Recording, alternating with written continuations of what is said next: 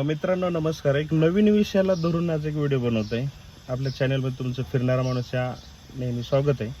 विषय काय असतो की गाडी आपण नेहमी चालवत असतो, टू व्हीलर सुद्धा फोर व्हीलर सुद्धा.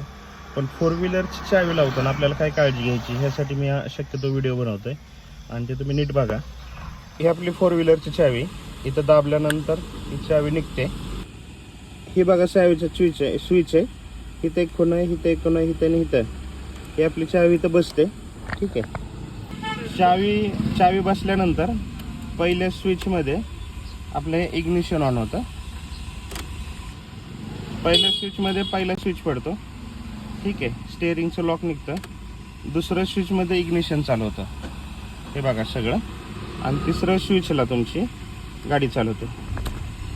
अशी गाडी चालू होते. गाडी बंद कशी होते हीच तुम्हाला रिटर्न फिरवायचं आहे.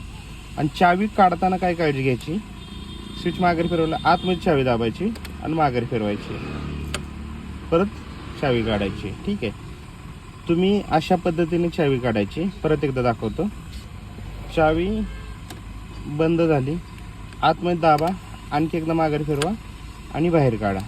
मग गाडीचं स्टेअरिंग हे तुमचं लॉक होईल. लॉक झालं. ठीक आहे. मित्रांनो अशाच नवीन माहितीसाठी आपल्या चॅनलला सबस्क्राईब करा, फॉलो करा, लाईक करा आणि शेअर करा.